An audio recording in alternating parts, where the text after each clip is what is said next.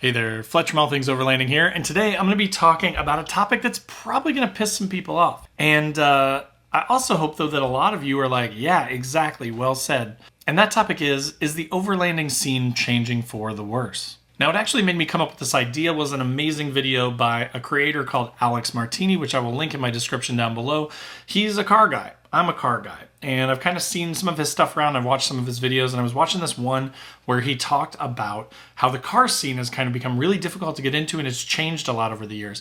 And so that kind of got my juices flowing for the overlanding scene as well. And I've done some about the negativity in social media and things like that before, but today I really wanted to dive into how just the whole overlanding scene is kind of changing for the worse, and what I'm sort of seeing over the last few years and where it's kind of come to now. And then I also want to kind of end with some ideas and or tips for ways that you and I can potentially change this trend, right? And maybe even turn it around.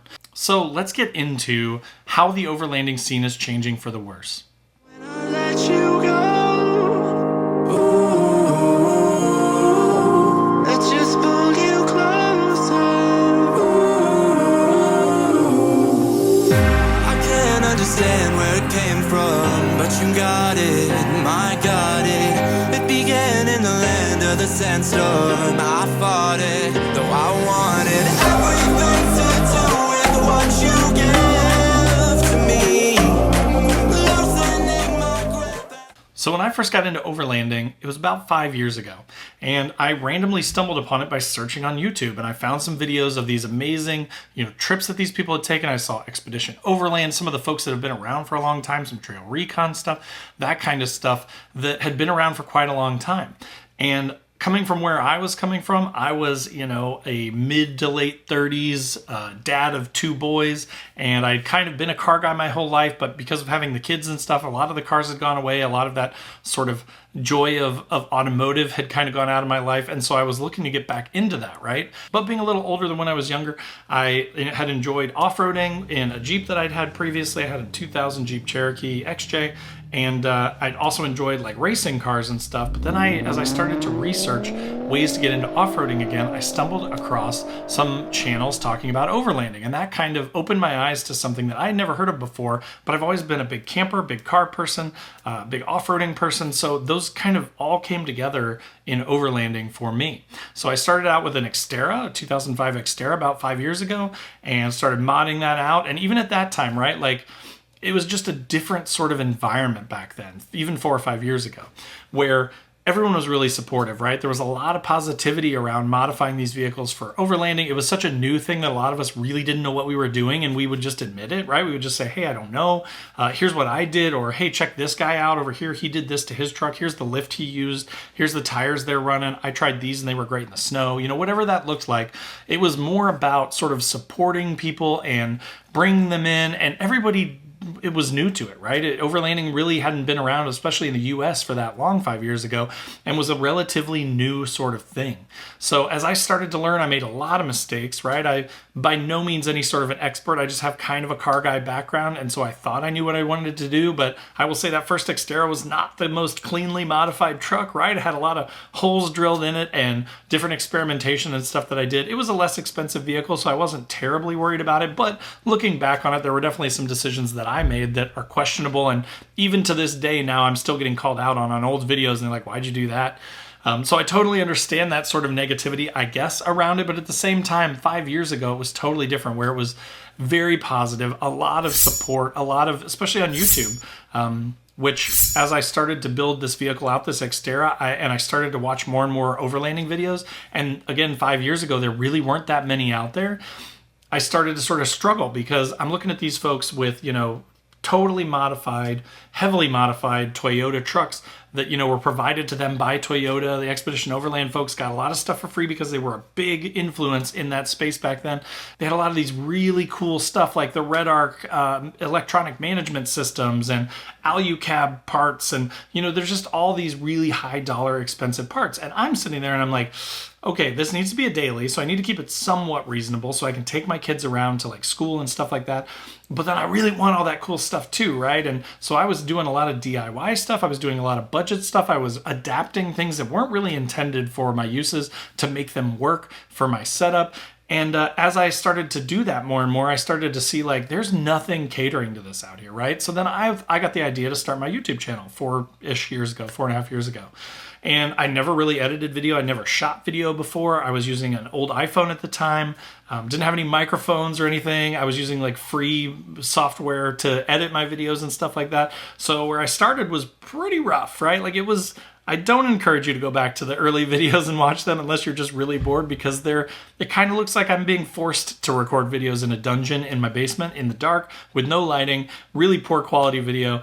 And but I learned a lot. And the thing that was so cool about it, even just 4 or 5 years ago, was the support, right? I was terrified to throw my stuff out there. I didn't want to be in the videos. The first few videos I made are just like a truck, me holding the phone and like someone else driving my truck, or someone else holding my phone and me driving my truck up an obstacle.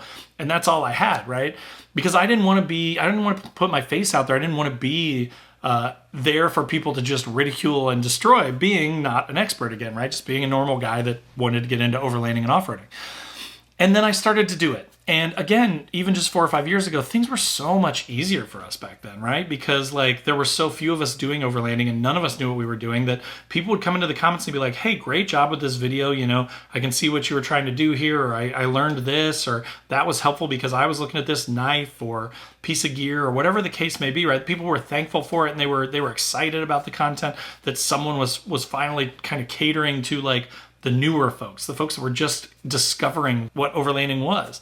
And that really helped me sort of lock into this YouTube thing and decide that it was something that I wanted to do for fun, as a sort of side hustle, or as just a thing to do to share my experience with people to try and help out newer folks, right? Now, fast forward a few years, right? And things have kind of changed. And that has created an environment where things are a lot harder for people that are just now getting into overlanding. One, there seems to be this idea that you need to have social media and you need to do all this stuff. You need to prove to everyone what a badass overlander you are, right? And that is the least important part of overlanding. Of course, a lot of us have it. We want to share our experiences and stuff. So I don't want to dissuade you or say don't start a social media empire or YouTube channel or Instagram or whatever. If you want to do that stuff, do it. What I am saying though is don't do overlanding as a way to start an Instagram channel, or don't, get into overlanding as a way to try and create a successful YouTube channel. That's not what it's about. It should be about sharing your passion. It should be about sharing education and information with people, and not trying to be the next big influencer, right? One point that Alex made in that video that I'm linking below that was really, really great and also applied really equally to the overlanding thing is that over the years, as the sort of the car industry, right, the modifications for fast cars and that sort of thing, as that evolved, all of a sudden parts started to get more and more and more expensive, right? People started driving newer and newer and newer vehicles. There was definitely like this push towards everything being more expensive and exclusive, right? The same has happened with overlanding. Think of the overlanding tax, right? We hear this thing all the time where people are like, hey, that shovel that that is really similar to mine that I got at Lowe's for $40 is $300 on this website. But it says overlanding shovel on it, so it must be better, right? It's really not. I think in a lot of these cases, a lot of this gear, a lot of the equipment that manufacturers are making and stuff, they're just repurposing stuff that already existed, slapping a couple of things that make it look a little bit more tactical or cool on it, and then calling it overlanding gear. So part of the problem comes from manufacturers, part of the problem comes from social media, right? Part of the problem comes from all of us just being ever more in a sort of, confrontational mindset when it comes to online and social media, where instead of helping people out, we want to bash people. We want to make ourselves feel good by sort of pooping on, the people that have less expensive gear or that try to do their own things. Another thing that has kind of become even tougher to do, I feel like, is DIY stuff, right? I'll give you a good example. My wiring in my first Xterra was not great, right? I didn't really want to drill through things. I kind of just ran wires however I could get them to go, zip tied them up behind the dash and whatever. I wasn't trying to be a professional electrician or anything with the truck. And there were multiple videos where I'm like, hey, here's my Wii Boost, right? Here's this thing that I've got and stuff. And I think in that video anyways, and the tens of thousands of people that have watched that video and thanked me for like, hey, thanks for the info, thanks for doing a side-by-side comparison showing WeBoost off and WeBoost on, that was good information. The majority of those comments are like, oh man, this guy shouldn't be wiring anything. Oh, those are the worst. And again, I'm not disagreeing with you. My wiring wasn't great. Was it functional? Sure. It worked fine. Did it look good? No. But the preponderance of the comments on that YouTube video are super negative, attacking comments, just saying, I wouldn't let this guy near my truck with a pair of wire snips, or anything like that. Which again, hilarious, right? Fine. I don't really care. People can say whatever they want. It doesn't really bother me. But that is what everyone faces, right? As they're newer and they're coming into this hobby. Everyone that's new is like, hey, I'm going to try this thing and I'm going to put it out there for the world and I'm going to share it and try and get feedback. And then most of the time that feedback, unfortunately, has become extremely negative, right? And it's kind of crushing a lot of newer overlanders.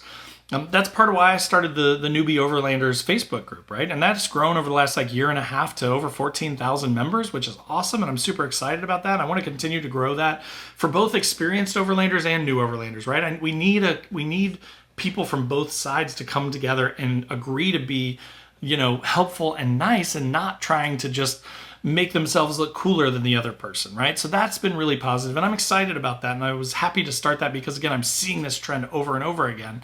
But so there's a link to that in the description down below. If you're looking for a place to come and hang out where it's going to be more supportive, that would be a great place to start. So definitely check that out. But, there needs to be more like that. The Overlanding USAs of the world, these big groups that are just bash fests where everybody just makes fun of people, right? And I'm going to get some of those comments in this video. And that's fine. If you want to go down that route, go ahead. But I'm trying to appeal to the people that are on the border or that are on the more positive side of that want to encourage people to get into this hobby, that want to help people, genuinely help people, right? If they do something that's dangerous to their vehicle, if the wiring is messy, that's one thing. If the wiring is dangerous, if it is miswired or it doesn't have fuses, or there's different things that are actually dangerous and could cause a vehicle fire or something like that, of course, point that out. You don't have to be a jerk about it, right? You can be nice and helpful, but we all kind of have to come together to help change the message for new overlanders to be more positive.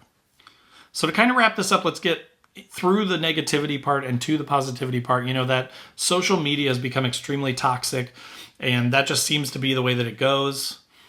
One thing that's really kind of interesting, and Alex points it out in his video too, but I've noticed it in all these overlanding boards, is, again, a few years ago, a lot of people came on and they said, hey, I'm not 100% sure how to do this, but here's what I'm trying, and what do you guys think about it? They would take feedback, they would adjust, they'd go do the DIY project, and they'd come back and they'd be like, here's what I came up with, and people would be like, that's awesome, or hey, another improvement would be this, if you change this, it could get even better, or that kind of thing. And then people would take that and they'd say, hey, thanks so much for sharing this. I went out and I did it this way. Now here's my video, right? Here's my walkthrough pictures and description that I made. If it helps anyone, here's a forum post that I made about it. And there was a lot of positivity around that stuff. But now the sort of way that people present themselves is they all want to present themselves as experts, right? Someone posts a question saying, should I do a dual battery? And instead of people saying, what are your goals? What are your needs? How long are your trips? Where are you going? That kind of thing. Instead of asking questions and trying to get to the bottom of it, they're like, you never need a dual battery system. Or they're like, you always need a dual battery system. Or why wouldn't you do a dual battery? Everyone is the expert. Right? And it's become really fascinating to me to see all these people. You can read through 100 comments on a post, and it's totally an objective, opinion-based thing, but 90% of the answers are, this is the only way to do it. And they're all different, right? There isn't actually one correct way to do a dual battery system, or one reason why you would always need a dual battery system. It always is going to be, a variety of factors coming into the decision, and you need to know more information before you can make that decision, right? That's one of the reasons why I've always been sort of afraid to put myself out there, is because I'm not an expert on most things. Most of my gear stuff that I do, you'll notice, are not reviews. I'm not really saying anything positive or negative about the gear. I'm saying, here's what the gear is, here's what comes with it, here's how I intend to use it, right? Here are the features of that piece of gear, because I want to just share with you guys, like, hey, this is this thing, here's how much power this fridge draws, here's how much stuff I can get in this fridge, here's how, some of the benefits of this compared to the 4 or 5 fridges that I've had over the last 5 years, here's why I picked this one. I'm just sharing my opinion, right? There is no right or wrong. So I'm just sharing my opinion and some facts about a thing, and then I hope that helps you be able to look at it and say, yeah, this does make sense for my application. This has the type of hinges that I want on a fridge. It has the power consumption that I want. It'll run X days on this battery bank, right? Like, that's my hope. But instead, everybody kind of takes it as this is the only way to do it. This is the only fridge that you should run. This is the best fridge for overlanding. And there's just no such thing, right? So again, to kind of wrap this up, let's talk about how we can support each other, right? You're always going to have those super crazy builds out there. You're always going to have, the big YouTube channels that are going to Africa or Sweden or whatever, like the Expedition Overlands, right? And they're awesome. I love them. I'm not saying anything bad about them. Great folks, met them in person. They're fantastic people. They make amazing content. They get to go on these amazing trips. We would all probably love to do that. But the reality is, for a lot of us, that's not possible, right? And so that being said, when you see people posting online and stuff, before you just go straight to the comments and start dogging on them or making fun of their color choice for their vehicle or the fact that they bought a Jeep instead of a Toyota or whatever, just think twice about it and think, how can I be supportive, right? Maybe we can just say, hey, congrats on the new vehicle. You may not agree with it, but you don't have to be negative, right? So that's where I kind of wanted to wrap this one up. Again, check out that video in the description down below because it was awesome. It was really, it kind of opened my eyes and made me think about this stuff a ton. So I hope that this video for the overlanding crowd is as helpful as Alex's was for the car crowd. As always, there are links in the description down below to all my other social channels. Just like this video or this podcast, if you're listening on the podcast, it's a conversation, right? And I want to talk to you guys. So come over to Facebook, Instagram, join the conversation over there. Check out Newbie Overlanders. There's a link in the description down below to that as well. Also a link to my Patreon page where we have a 24/7 Discord and we talk all the time. And then there's a link to my website where I've got stickers and patches and things like that. If you're into overlanding, if you're really passionate about it, there's going to be some funny, cool stuff down there that you may like. So check that out as well.